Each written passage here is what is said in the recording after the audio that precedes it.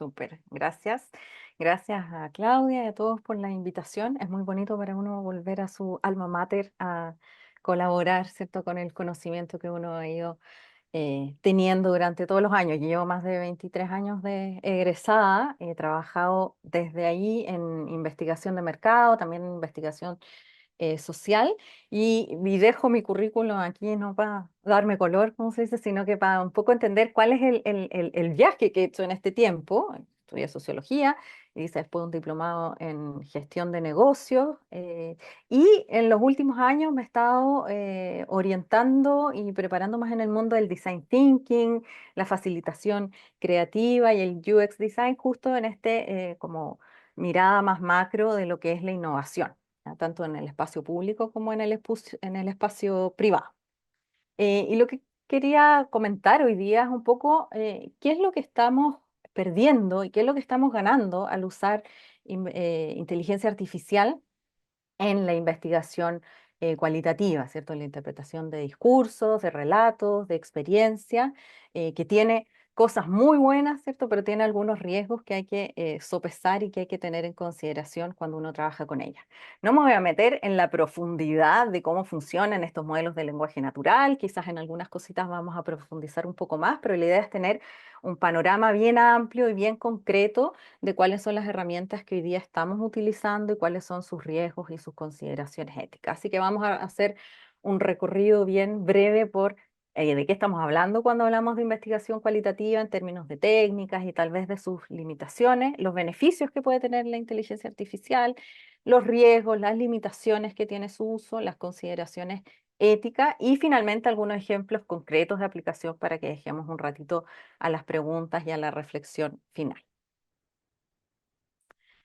Partamos por lo básico, ¿cierto? ¿De qué estamos hablando cuando hablamos de investigación cualitativa? ¿Cierto? Estamos partiendo de la base que es la recolección de datos no numéricos para comprender experiencias, motivaciones, comportamientos humanos en profundidad. Esto lo podemos hacer eh, a través de entrevistas en profundidad, ¿cierto? Conversaciones uno a uno, que hoy día mayoritariamente se hacen a través de plataformas online, pero aún se hacen presenciales, grupos focales o grupos de discusión, que también hacemos en plataformas digitales o en presencial, dependiendo de las necesidades de cada estudio.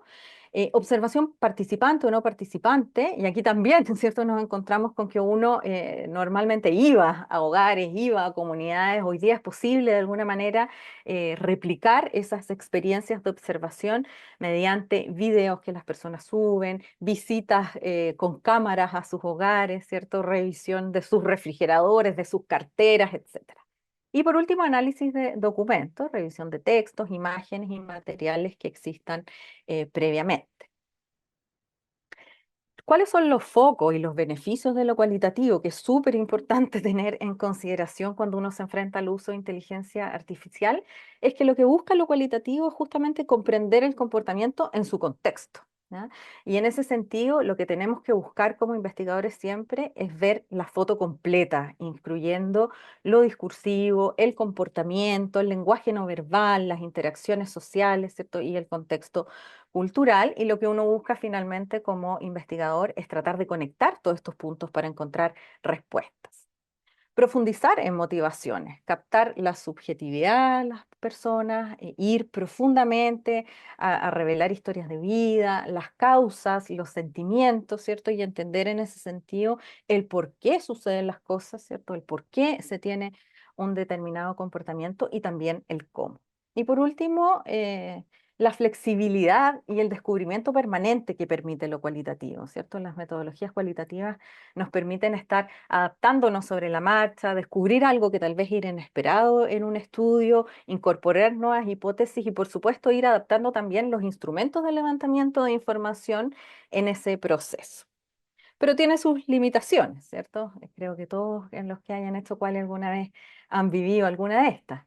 Es bien extensivo en el uso de tiempo y de recursos, nos obliga por esa misma razón muchas veces a trabajar con muestras más reducidas de lo que quisiéramos.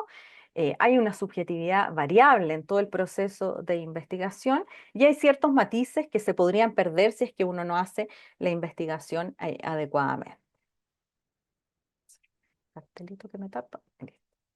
Tiempo y recursos, los que estamos más viejitos partimos haciendo transcripciones que uno escuchaba en un cassette, ponía pause, rec, retrocedía y esto tomaba muchísimo tiempo. Después se hizo más fácil con las grabaciones digitales en que uno sabía en el segundo que había parado, ¿cierto? Y podía volver atrás mucho más fácilmente, pero de todas maneras eran semanas, meses de trabajo súper intensivos, ¿cierto? Y que además implicaban un costo monetario relevante en los estudios, lo cual implica ya una primera limitación. Vinculada con eso, ¿cierto? Con los altos costos o con los tiempos, uno tiende a trabajar con muestras más reducidas, estudios que suelen estar limitados a 10, 30 participantes, reduciendo representatividad, y aquí lo pongo muy entre comillas porque el objetivo de lo cualitativo no es la representatividad estadística, ¿cierto? Pero a uno le gustaría de alguna manera poder tener muestras más robustas, poder llegar a los distintos segmentos y analizar con bastante detalle ciertos fenómenos de estudio, ¿cierto? Y esto implica que algunas veces uno tiene que reducir sus focos a segmentos bien homogéneos, ¿cierto? Es decir, oye, no voy a hacer un focus group con gente entre 18 y 50 años, entonces me voy a ir al rango etario intermedio y sé que estoy renunciando a entender lo que pasa en las colas de esa segmentación etaria, ¿cierto? Entonces, esas problemáticas también vamos a ver cómo hoy día se pueden abordar de mejor forma gracias a estas herramientas de inteligencia artificial.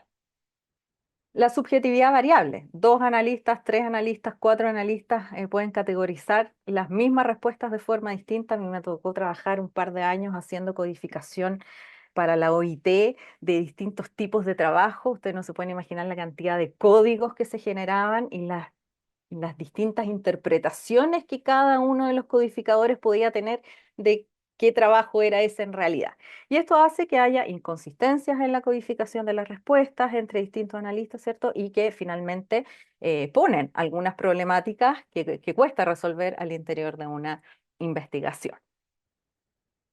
Y por otro lado, la posibilidad de perder algunos matices, ¿cierto? Si a lo mejor hay un investigador que no es tan experto o es una materia en la que no se conoce muy bien, ¿cierto? Uno puede cometer el error o la omisión de no preguntar o repreguntar adecuadamente e ir perdiendo profundidad. Y esto es un elemento clave de un buen investigador y vamos a ver también más adelante que es algo que debemos conservar sí o sí por mucha IA que le metamos a los proyectos. ¿Cuáles son entonces los beneficios de la IA en la investigación cualitativa? Y acá quizás uno podría partir haciendo la distinción entre lo que es una investigación cualitativa propiamente tal y lo que es un dato cualitativo o no estructurado, ¿cierto? Aquí vamos a abordar los dos elementos.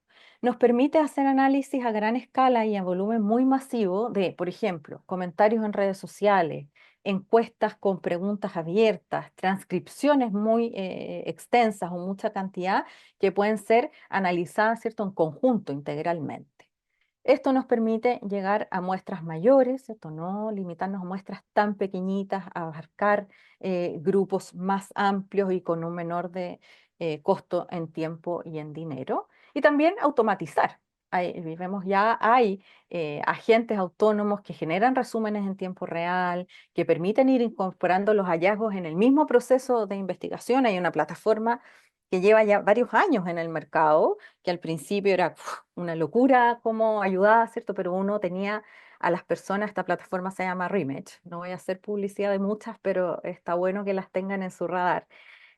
Uno tenía a 200 personas conectadas, 50 personas conectadas, iba lanzando las preguntas online y la plataforma te va haciendo resumen de las respuestas que la gente da. Por lo tanto, tú puedes ir adaptando la profundización o lo que viene más adelante en ese mismo proceso, digamos, de preguntar y contrapreguntar, ya analizando la información que te da este bot.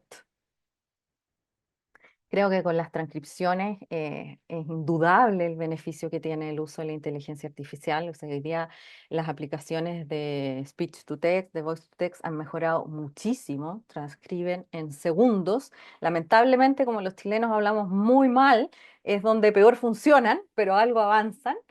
Algunos identifican los diferentes participantes, te van generando resúmenes automáticamente, puedes anonimizar los datos de una manera muy rápida.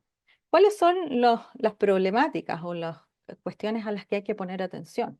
No leen en general los silencios, ni las ironías, ni esas pausas. Pueden confundir a los participantes y eso inducir a que uno tome decisiones equivocadas. Y mi recomendación aquí es revisarlas, complementarlas, ¿cierto? Por parte del equipo de investigación. Mucha eficiencia en el análisis, como les decía, en las preguntas abiertas de los cuestionarios, en las transcripciones, ¿cierto? Que podían tomar días o semanas, o ahora están listas en segundos. Entonces, se estima que es 15 veces más rápido que el analista humano.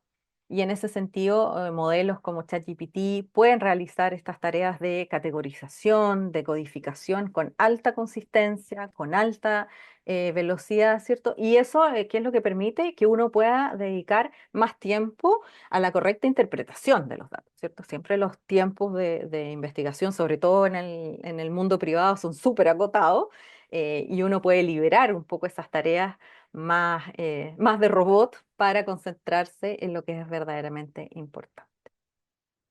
¿Qué hace bien también la IA? Detecta patrones muy bien, que a veces a uno le pasan más inadvertidos, ¿cierto? Uno lee una transcripción, después lee otra, han pasado días, no necesariamente me voy a acordar, ¿cierto?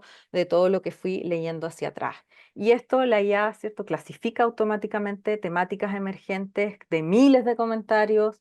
Puede hacer un nivel básico si uno lo entrena muy bien, ¿cierto? De identificar sentimientos predominantes. Primero partir por, oye, esto es positivo, esto es negativo, estos son sentimientos más bien positivos activos o positivos pasivos, ¿cierto? Y entender cómo funciona un grupo de datos.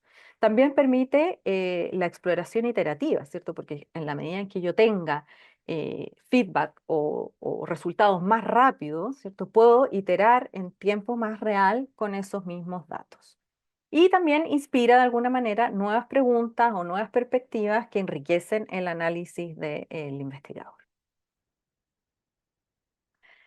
Respecto de la codificación, como les decía hace un ratito, la variabilidad entre analistas, el cansancio que genera el proceso de codificación, las diferencias interpretativas, ¿cierto?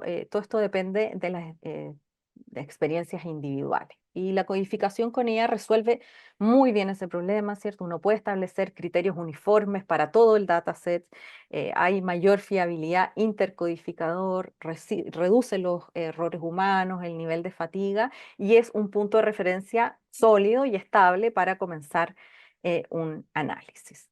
Hasta aquí un poco lo que resuelve y también entramos ahora en nuevas capacidades analíticas, ¿ya? Y aquí es donde uno quizás tiene los mayores warnings, ¿ah? De ver cómo funcionan y entender muy bien sus riesgos y sus limitaciones. Hoy día se está trabajando con, no sé si ustedes han oído hablar de las personas sintéticas o los gemelos digitales, que es que lo que hace uno es simular segmentos de consumidores o de compradores o de ciudadanos, ¿cierto?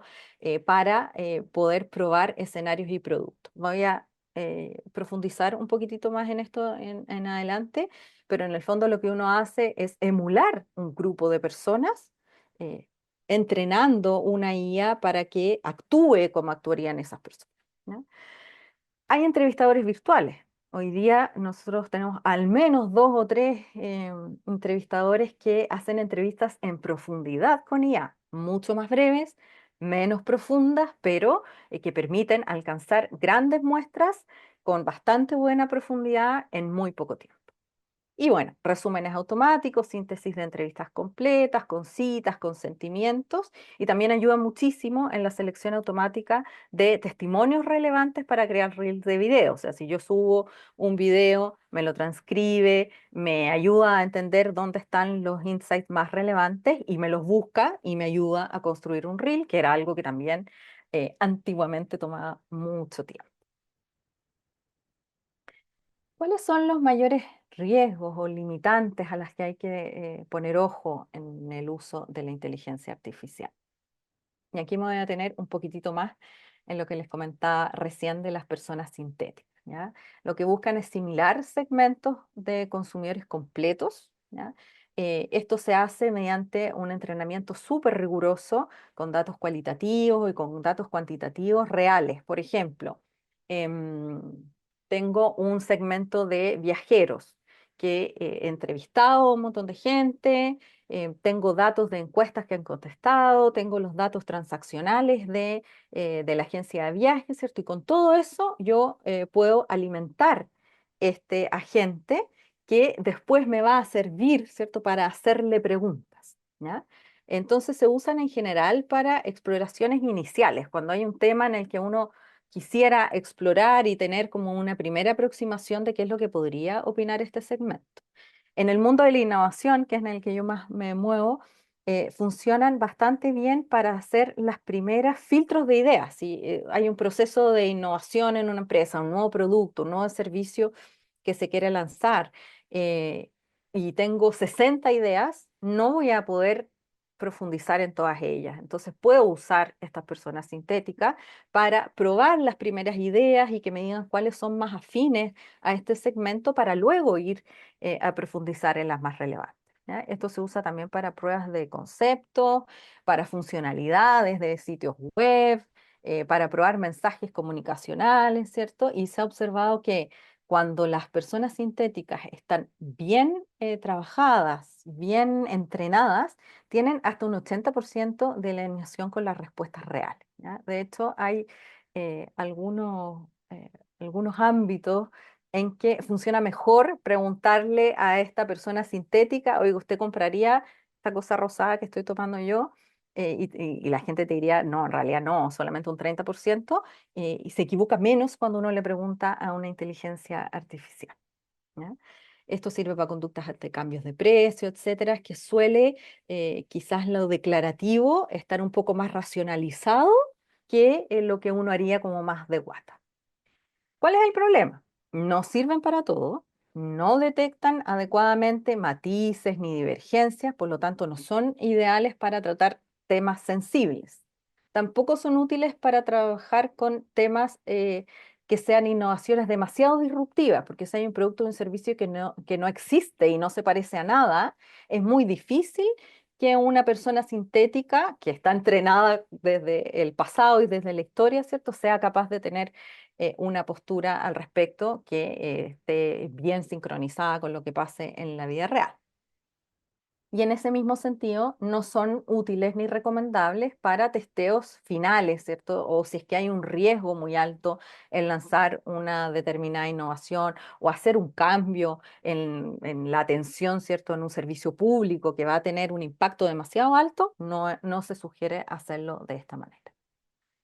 ¿Qué más pasa? Requieren actualizaciones, requieren testeos permanentes, adaptaciones culturales, ¿cierto? Algo que funciona en un país, en un contexto, en una región incluso, no va a funcionar necesariamente si es que yo tengo otro clima u otras necesidades de base. Por lo tanto, son un complemento, no un reemplazo, ¿cierto? Y no sustituyen finalmente la experimentación real con personas reales. Los entrevistadores virtuales, la otra novedad que les contaba, ¿cierto? Y aquí hay dos grandes formas de hacerlo o tipos de entrevistadores virtuales. Hay algunos entrevistadores que lo que hacen es simplemente insertarse en un cuestionario cuantitativo o estructurado que tiene preguntas abiertas, cuestionarios autoadministrados digitales, y lo que se hace es que se inserta este pequeño bot y hace una repregunta o un seguimiento de los temas mencionados en las preguntas abiertas. Por ejemplo, si hay un entrevistado que dice, oye, es que el auto debería ser más cómodo, esta inteligencia artificial no se queda con esa simple respuesta, sino que le pregunta, ¿qué aspectos de la comodidad mejoraría? Y ahí va a depender del tipo de la cantidad de iteraciones que uno fije, es qué tanto va a lograr profundizar y qué tan buena va a ser la calidad de esa respuesta. ¿Ya?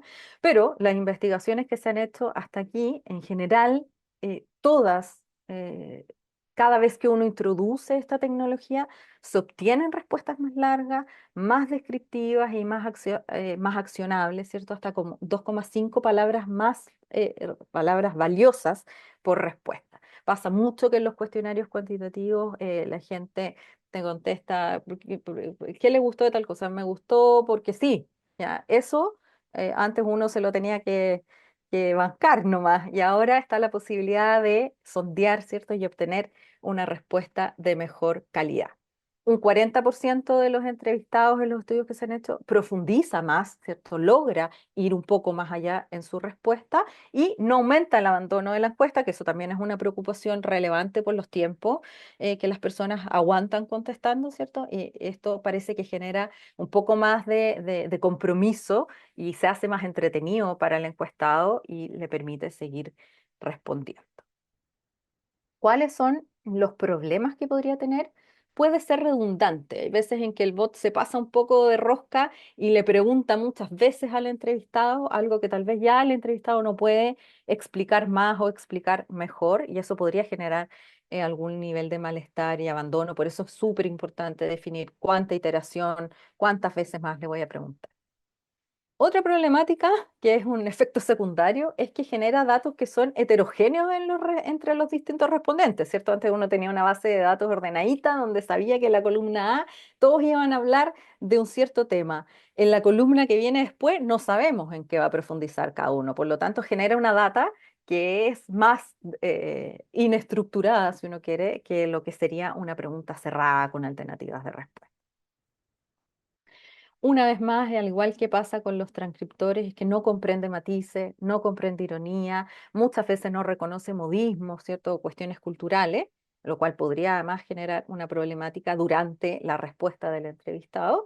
Y muchas veces implica sacar al entrevistado de una plataforma a otra. Si yo tengo una encuesta en, no quiero hacer publicidad, en una plataforma de encuesta, lo voy a tener que sacar a otra para que haga esa pregunta y después volver. Hay algunas plataformas que ya lo tienen integrado, Qualtrics o qué sé yo, que ya han generado sus propios desarrollos, ¿cierto?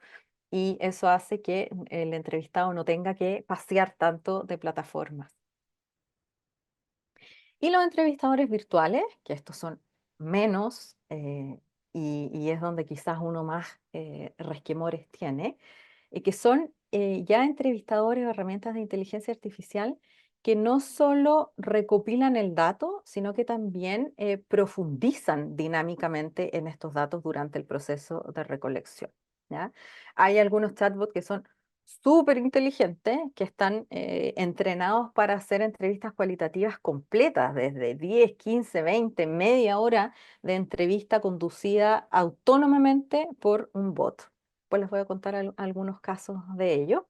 Eh, y lo que hace acá es no solamente hacer una secuencia de preguntas, sino que también entender cuándo la respuesta del participante es demasiado superficial y hay que repreguntar o hacer una pregunta de seguimiento facilitan muchísimo los abordajes híbridos. Hoy día, esa barrera tan radical que solíamos tener entre lo cual y lo cuanti se empieza a difuminar un poco, ¿cierto? Y dado que uno puede alcanzar muestras mucho más grandes con estos sistemas, yo puedo hacer una combinación de preguntas abiertas y preguntas cerradas y hacer entrevistas en profundidad de 20 minutos a 200 personas en un día. Eso es algo que no habíamos visto antes en la historia. Y hay algunas de estas plataformas especializadas que están construidas para realizar investigación cualitativa. No es lo mismo, y lo vamos a profundizar en un par de láminas más adelante, entrenar un agente de ChatGPT que trabajar con una herramienta que fue diseñada desde los principios metodológicos de las ciencias sociales. ¿Ya? ¿Cuáles son las problemáticas acá? Primero es que estas inteligencias genéricas están diseñadas para ser como asistentes de propósito general, ¿cierto? Yo creo que todos hemos vivido que nos llega una encuesta del supermercado y le contestamos "Es que no encontré tal cosa, usted nos hace dos preguntas más y listo, y ahí fue, y a lo más nos dará un set de numeritos a los que podemos aplicar, ¿cierto? Pero esto es otra cosa, ¿ya? Son herramientas especializadas que entienden de alguna manera los objetivos del estudio y preguntan y repreguntan atendiendo a ese objetivo de investigación. Y esa es la gran diferencia quizás con ChatGPT, que ChatGPT o estos asistentes más básicos te van a repreguntar sobre lo que contestaste recién, pero no se van a acordar de lo que dijiste antes y te van a volver a presentar una información, ¿cierto?, para profundizar sobre. ¿Qué se pierde? ¿Qué es lo que la IA no maneja bien? Una vez más, en estas entrevistas, los silencios prolongados, las dudas, una risa nerviosa, una contradicción, hay algunas que lo hacen mejor que otras, la ironía, los sarcasmos, ¿cierto? Las emociones entre líneas y también nos perdemos muchas veces las voces disidentes. ¿Por qué? Porque los modelos de lenguaje natural lo que hacen es buscar como lo que se dice con más frecuencia, ¿ya? Y trabajan sobre esos promedios. Y eso hace que muchas veces nos quedemos sin, si no estamos atentos a la información de base, ¿cierto? Que nos quedemos sin posibilidad de estos hallazgos más en las colas o tendencias que no son generales, ¿cierto? Y eso nos haría perdernos la posibilidad de hacer estos hallazgos que son más contraintuitivos o más sorpresivos dentro de un proceso de investigación.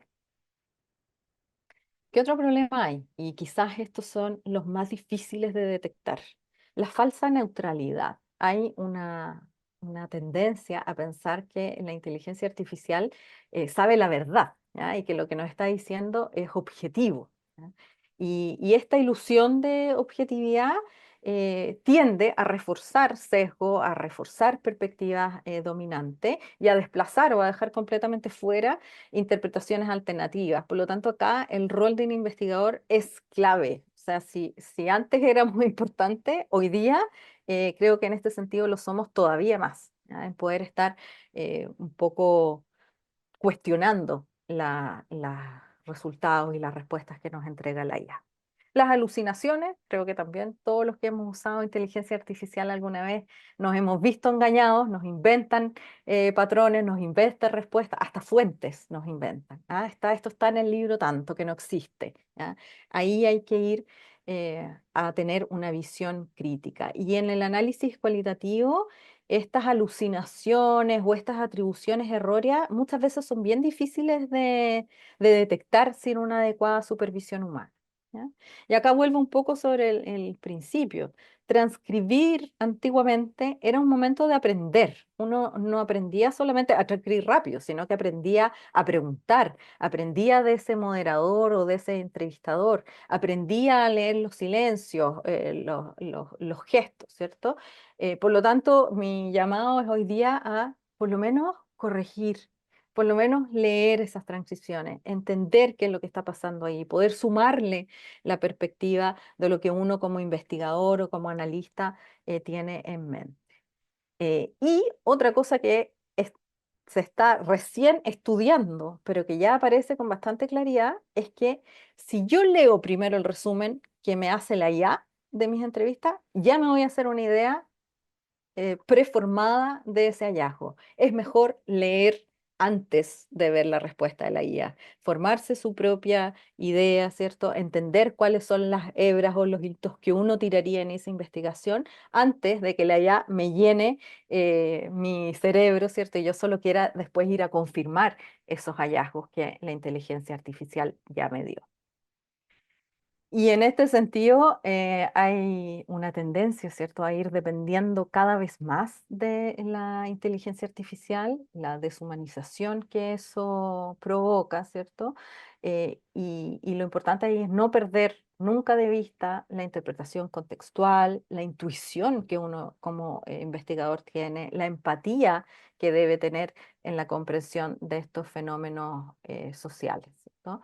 Y en ese sentido, automatizar todo en exceso termina siendo un ejercicio súper mecánico en el que se pierde justamente lo que estamos buscando, que es la riqueza de la reflexión humana. Vamos un poquito a las consideraciones éticas, ¿ya? Privacidad y consentimiento informado son hoy día temas clave. Siempre lo han sido para nosotros como investigadores, siempre hemos tenido el compromiso de anonimizar las respuestas, ¿cierto? Pero hoy día es súper importante porque muchas veces se utilizan plataformas donde uno no sabe dónde va a llegar esta información. ¿ya? Y en ese sentido, quitar el nombre y el cargo de una persona no es suficiente, porque puede ser que esta persona que yo estoy entrevistando sea el gerente comercial de la empresa eléctrica de la región metropolitana, y no porque yo le quite el nombre y el cargo no voy a saber quién es, porque ya sé que hay una empresa eléctrica en la región metropolitana y eso hace que yo pueda trazar esa información, ¿ya? Consentimiento explícito. Es súper importante que los participantes sepan que los está entrevistando un bot, que su información va a ser analizada en estos motores, ¿cierto? Y darles la opción de aceptar o rechazar. Y súper básico, el cumplimiento legal. En general, las herramientas que están desarrolladas para investigación tienen los lineamientos de protección de datos, firman los acuerdos de la normativa europea, que es probablemente una de las más estrictas en este segmento, y eso es súper importante de chequear. No podemos llegar y subir transcripciones a cualquier inteligencia artificial, ¿cierto? Sino que tenemos que saber cuáles son las políticas de confidencialidad que utiliza. Estar atentos siempre a los sesgos que pueden incluir, ¿cierto? Esto que ya les había comentado de estas narrativas de los grupos dominantes que tienden a dejar desplazadas las narrativas de los grupos minoritarios. Transparentar todo el tiempo el rol de la IA en la investigación, ¿cierto? No solamente con los entrevistados, también con el cliente o con la contraparte que tengamos. ¿Para qué la estoy usando? ¿Para qué no? Y por último, y lo más importante, tener el control humano en todo el proceso. La responsabilidad última es del investigador, ¿ya? Y es la persona la que pone la cara finalmente y es la que hace el juicio experto. No va a saltar esto porque ya lo hablamos mucho, así que... Y voy a ir a un par de ejemplos concretos de aplicación para ya ir terminando. Les comentaba, por ejemplo, que normalmente en las reseñas o en las evaluaciones que se hacen de los productos, ¿cierto? Eso era una información que era súper difícil de manejar. Hoy día se hace recopilación masiva por redes sociales, por encuestas, por reseñas, se clasifican automáticamente en temas, en sentimientos, en categorías. Eso nos permite tener ciertos hallazgos en tiempo real, ¿ya? Y eso puede hacer, por ejemplo, dentro de un sistema de experiencia de cliente que si el robot detecta mucha negatividad en ciertos comentarios, levante esa temática y uno pueda tomar una acción informada, ¿cierto? Una acción basada en esos datos, de ir a investigar, de ir a profundizar o tomar alguna decisión en el proceso. Como decíamos, los chatbots para sondeos más cualitativos dentro de una encuesta mejoran muchísimo la profundidad de estas preguntas, ¿cierto? Y de estas respuestas, y de alguna manera tienden a ir imitando este comportamiento de un buen entrevistador humano. Y aquí me voy a tener un poquito más, y este sí es un poquito de publicidad, que es una herramienta de entrevistas que nosotros usamos en In situ, que tenemos ahí un convenio con una empresa australiana que fue la que la desarrolló una socióloga con más de 20 años de experiencia en el mercado, que levanta información a una velocidad 700 entrevistas en 24 horas. Se usa muchísimo en Australia, particularmente en temáticas de políticas públicas, de gobierno. Te permite llegar a diversas fuentes de muestras. Tú puedes hacer reclutamiento en un panel online, mandar un link a través de redes sociales, un mailing a clientes, dejar QR en las salas de espera, ¿cierto? Y todo, desde todas esas fuentes distintas tú puedes juntar la información en una sola plataforma. Es multilingüe nativo, hace el análisis en tiempo real ahí mismo en la plataforma, ¿cierto? Y tiene toda esta privacidad desde el diseño. Y algo muy bonito con Hey1, que lo encontramos con un equipo de estudiantes de sociología aquí de la Católica que hicieron su práctica con nosotros y nos empezamos hace ya 2 o 3 años atrás a meter en estos temas de inteligencia artificial y esto fue uno de los hallazgos más importantes y desde ahí hasta acá ha mejorado y se ha desarrollado muchísimo. Entonces, esto es un tema que está en desarrollo, bueno, ustedes lo ven en las noticias, o sea, una cosa pasa en la mañana, otra cosa pasa en la tarde, hay que estar ahí atentos a todos estos cambios y a las mejoras que se puedan ir haciendo, ¿cierto? Una inteligencia artificial genérica siempre va a ser menos apropiada para la investigación que una especializada, pero siempre hay que estar atentos, porque van haciendo mejoras en los modelos, hay una que sirve más para una parte del proceso de investigación que otra, Y hay que probar siempre teniendo en consideración, ¿cierto? La ética, lo anónimo de las respuestas, ¿cierto? Y que ese material no quede disponible al acceso de cualquiera en Internet. Y aquí hay algunos, ya me imagino que entre ustedes también habrá algunos usuarios mucho más entusiastas de la IA. Es un colaborador poderoso. Ignorarla sería de verdad desperdiciar un montón de oportunidades de innovar, de mejorar, de eficientar procesos. Y con las salvaguardas necesarias uno puede incorporar, ¿cierto?, sin sacrificar calidad. Y en ese sentido, el enfoque de IA más humano es el que sin duda está aportando más hoy día. ¿Ya? ¿Qué es lo que plantean los más escépticos? Su uso indiscriminado amenaza la esencia de la investigación cualitativa. Un poco a uno le duele la guata, pero hay que buscar la manera, ¿cierto?, de usarla para lo que genere valor y no destruir el valor de la investigación humana.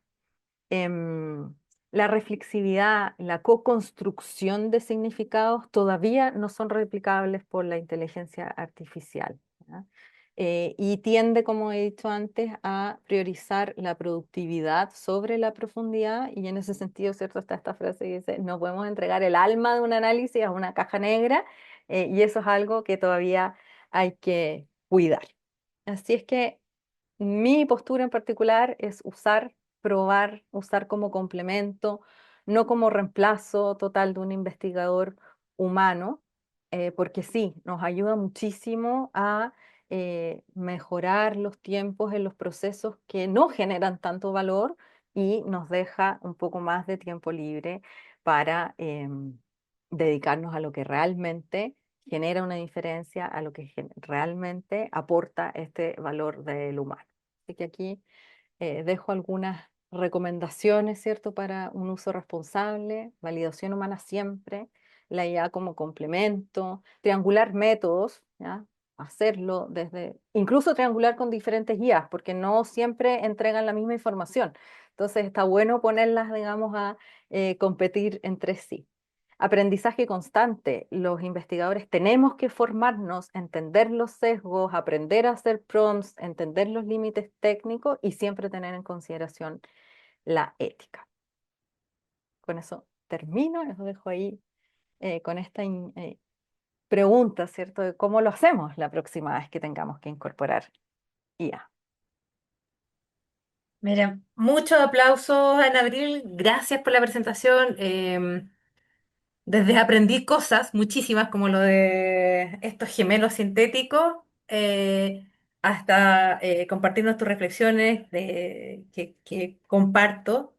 Y yo no voy a tomar el micrófono, sino que dado que hoy día tuvimos aparte también una participación muy grande de personas de distintas partes de América Latina, incluso conectadas, quiero como abrir para quien quiera preguntar, obviamente ordenadamente levanta la mano y levanta la mano, pregunta del chat si el tiempo lo permite, ¿ya?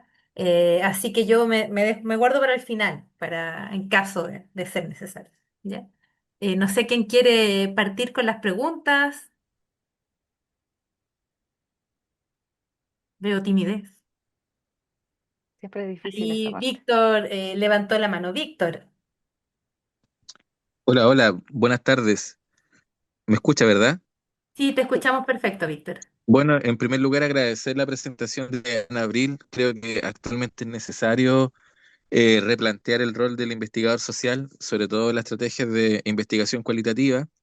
Tengo algunas dudas. Yo también trabajo en el ámbito académico, soy estudiante de doctorado de la Universidad Autónoma de Chile, pero por otro lado también trabajo en el desempeño en el ejercicio profesional independiente para proyectos de inversión que ingresan al CIA. Y en ese contexto muchas veces trabajamos alta cantidad de información para caracterizar el medio humano de proyectos que están dentro del área de influencia de proyectos de inversión. En ese contexto, muchas veces tenemos algunas dudas respecto a qué aplicaciones utilizar o qué tipo de plataforma ocupar y hasta qué punto es debido ocuparla. Y creo que esto está muy incipiente aún en el ámbito de los cientistas sociales y como bien dice, hay mucha gente que tiene escepticismo respecto a esto. Pero en particular en contextos interculturales, cuando a veces los pueblos originarios hablan su lengua propia y estas plataformas no reconocen esas lenguas vernáculas o nativas, ¿cuáles podrían ser las salidas para poder sistematizar, por ejemplo, entrevistas o para poder incorporar las categorías de los pueblos originarios dentro de las plataformas que dependen de inteligencia artificial? Si acaso existe alguna experiencia o actualmente es un desafío que nosotros deberíamos ponernos para poder suplir estas necesidades. Mira, a mí no me ha tocado ver alguna herramienta que lo haga, pero intuyo por la experiencia de cómo hemos entendido cómo se ha generado esta plataforma y uno, es que uno podría modelar algunos agentes de inteligencia artificial, ¿ya? Uno podría meterle diccionarios, meterle transcripciones, alimentarlos de toda la información que tú tienes hacia atrás con esa comunidad con data primaria o con data secundaria. Eso es lo que se me ocurre que podría ser un abordaje, ¿cierto? Un agente cerrado. Si no tienes historia, si no tienes contexto, se hace mucho más difícil, porque realmente es muy complejo que entienda un lenguaje o que entienda ciertas características culturales. Pero sí es posible hoy día entrenar agentes específicos para ese tipo de proyectos. Buenísimo, muchas gracias. Gracias, Víctor. ¿Alguna pregunta también que veamos ahí en el chat? Por mientras, si alguien decide levantar la mano, eh, preguntaban ahí, te doy inmediatamente, voy a leer un poquito lo que decía ahí, te doy la palabra, Andrés. Eh, Sobre, por ejemplo, si recomendabas alguno. Igual hiciste alguna publicidad ahí, pero no hay problema si quieres aquí contar alguna otra cosa, ¿ya? Y doy la palabra a Andrés y después a Javiera. Vamos a juntar las dos preguntas. Y quiero decir muy feliz de que Andrés te conectaba también, era un compañero de generación de nosotros. Rostros conocidos. Andrés, Hola, buenas. Aló, ¿me escuchan? Sí. sí, Andrés, Sí, perfecto. que a veces no tengo muy buena señal, pero eh, eh, por, mira, por mucho tiempo a mí me tocó trabajar en un ámbito como muy específico, que eran entrevistas eh, a muestras que, o sea, perdón, donde el universo era muy chico, como por ejemplo en mercados industriales. Por lo tanto, cuando uno hacía una encuesta de 10 personas, casi estaba tomando en cuenta el universo. Y nosotros ahí trabajábamos mucho mezclando cuantitativo, cualitativo y se borraba un poco este tema. Y uno va aprendiendo en el camino, y esas cosas no las aprende uno en la universidad. Y entonces, con todo lo que tú ahí comentabas, Ana Abril, yo quería saber un poco cómo lo están tomando desde la universidad, desde la academia, cómo se está tomando la formación de investigadores sociales para poder estar dentro de estos secos. O sea, por lo que yo también he ido siguiendo un poco el tema de las IA, hoy día las IA te están entregando también tú lo mencionabas en cierta manera, Ana Abril, de que en el fondo te dan cierto contexto y tú empiezas a cerrar ciertas líneas de apertura de repente de un tema porque ya se van cerrando generalmente por la cantidad de información que se va dando y se va agrupando. Entonces, no sé cómo está hoy día respondiendo, no sé, o sea, yo sé que esto no es para la Nora y quizás la Claudia nos pueda ayudar un poco más, pero cómo hoy día están respondiendo a esa automatización, porque eso ya es una herramienta que el estudiante de sociología que está hoy día en primer año va a tener cambiado esto en 300% o quizás 500% más en 4 o 5 años más. Eso. Ya, igual esa pregunta era un poco más para mí, Andrés, pero bueno, Sí, por eso. pero vamos a dar la palabra a Javiera y de ahí también Anabel reacciona y puedo reaccionar. Va. Hola, bueno, muchas gracias por la presentación, muy interesante también, así que agradecer por eso. Eh, Mi pregunta es bien simple, la verdad, y apunta más que nada que, claro, yo igual he trabajado mucho en terreno, sobre todo en investigaciones académicas, y de repente incluso el solo consentimiento informado, algunas personas se vuelven reacias a dar sus datos, a dar su información, y ni siquiera hay una IA metida. Entonces, como solamente dar su nombre, dar su firma, ya a veces es un problema, no siempre, pero varias veces. Entonces quería preguntar si es que en la experiencia de ustedes, ¿cómo abordan estratégicamente esto? Desde la ética del consentimiento informado, explicarle a las personas estas mismas metodologías y cómo pueden ser útiles, no solamente desde la academia, sino me imagino en otros rubros también que deben haber estas dudas entre éticas y como de la cuestión de los datos, no a la inteligencia artificial. Eso.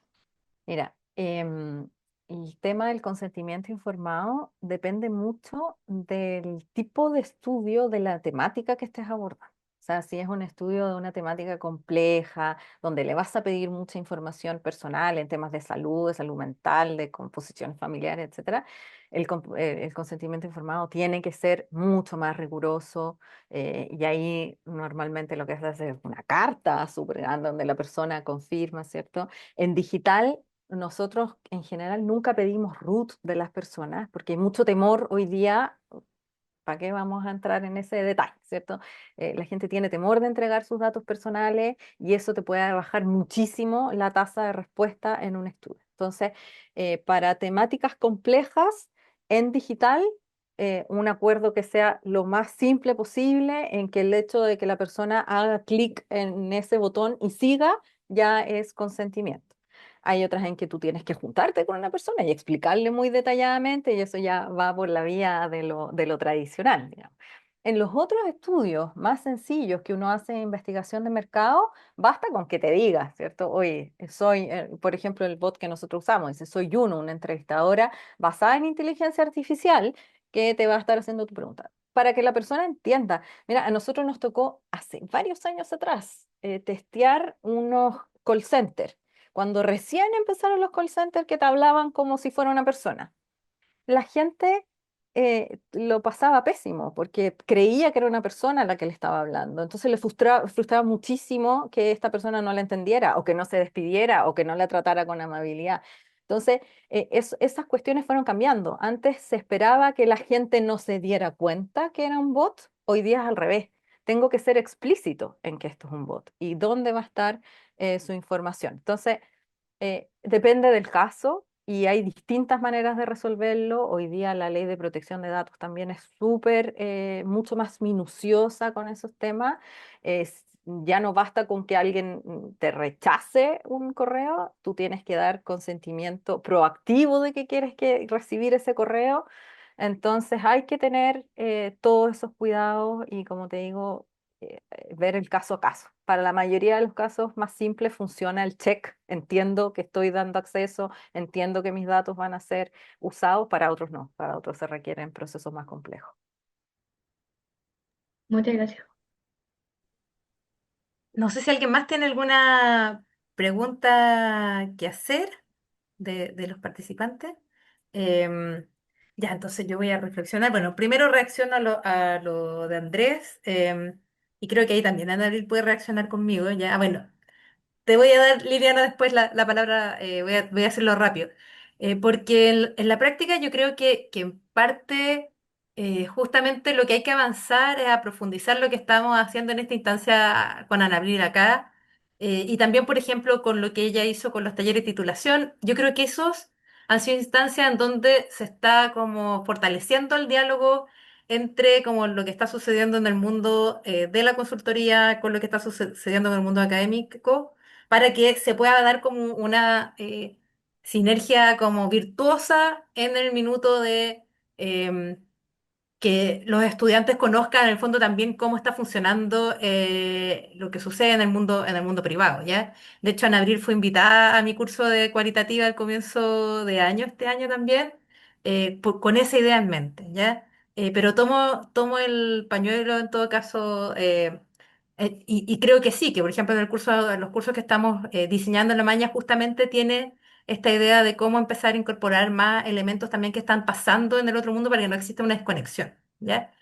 Cierro ahí la mano porque si no, no le vamos a dar la palabra a Liliana y no sé si después Ana Abril quiere agregar algo más. Liliana, Hola, buenas tardes.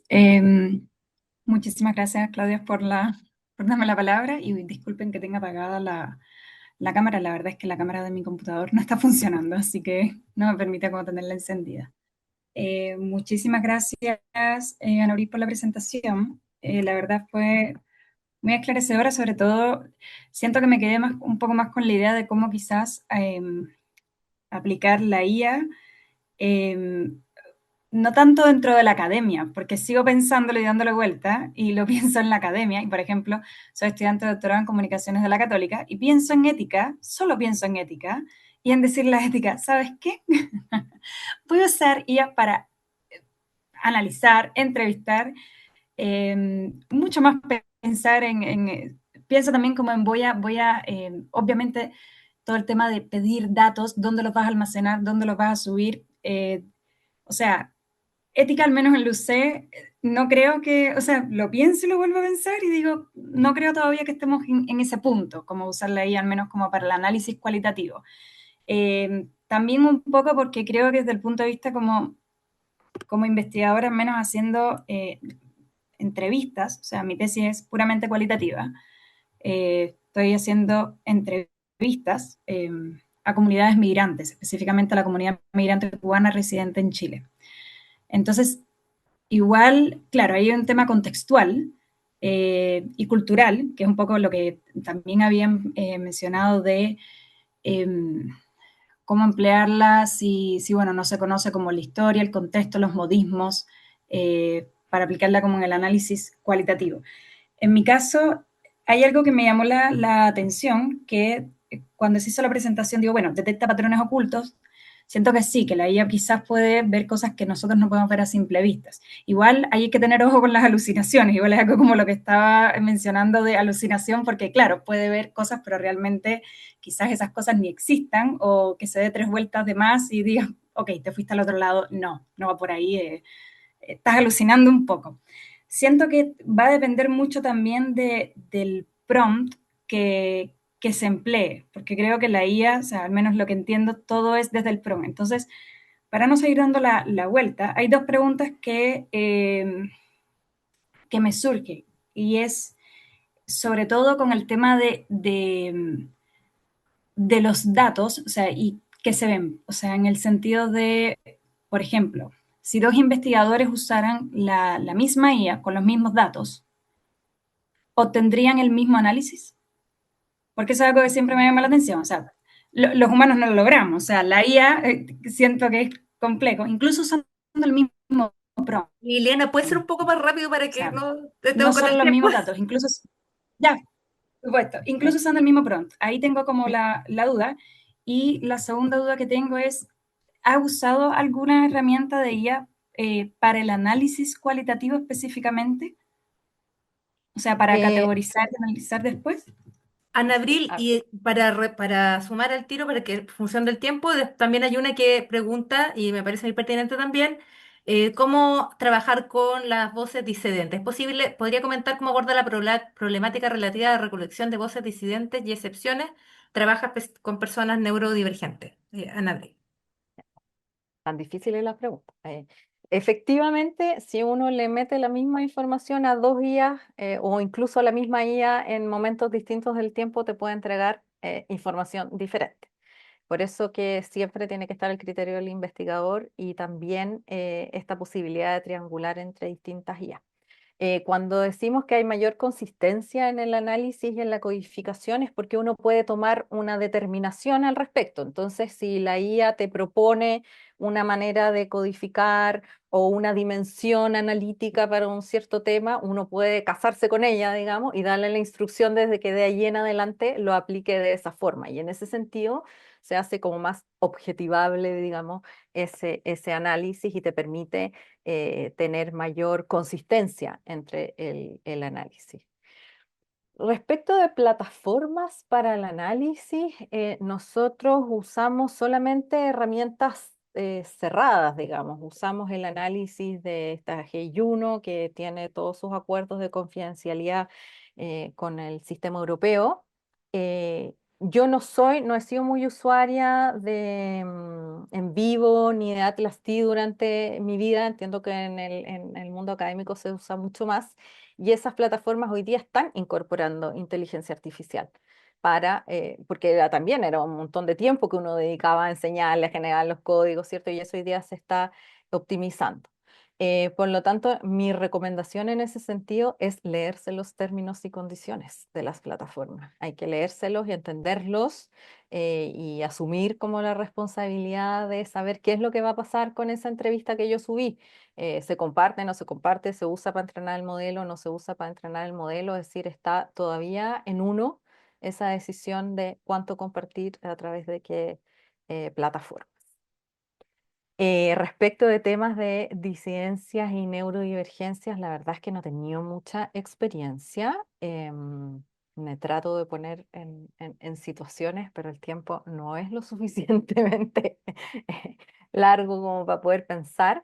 Em, pero sí hay algunos grupos a los que uno incluso llega mejor con estas herramientas. Hay gente a la que le cuesta muchísimo estar en situaciones de cara a cara y le resulta mucho más fácil hablar con un bot, chatear con una plataforma que con otro ser humano. Entonces está incluso esa posibilidad. No sé al revés, si es que lo hace mejor o no lo hace mejor, porque no me ha tocado el caso en ese sentido. Ya. Estamos, generalmente duramos una hora y ya estamos pasando, pero hay varias preguntas, las voy a leer, yo creo que no sé si las vamos a alcanzar a responder, pero voy a mencionarlas porque me parece interesante simplemente ya y quizás hacemos un cierre después de leerla más o menos, pero ¿cómo se documenta la trazabilidad del análisis, prompt, criterio de codificación, versión del modelo y edición interpretativas? ¿Cómo se están actualizando los protocolos de uso de IA en función de la ley de uso de datos sensibles que comienza a regir a fin de año? ¿Ya?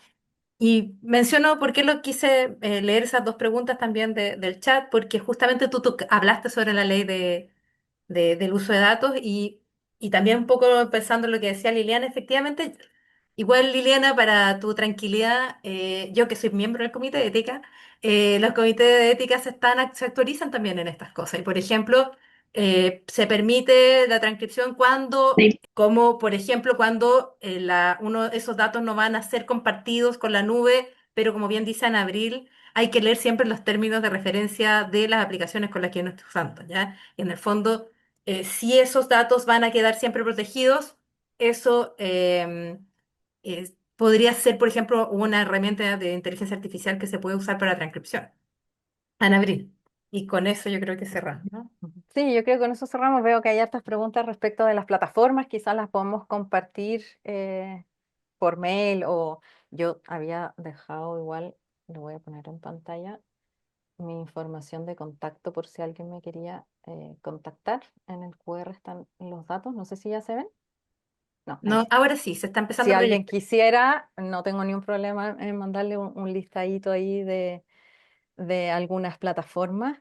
Y yo creo, como dije en algún momento, esto es evolución constante y rapidísimo. Entonces hay que estar todo el tiempo investigando. Tal vez a nosotros nos ha pasado mucho, ¿no? Con las transcripciones, por ejemplo. Partimos con transcripciones que eran pésimas.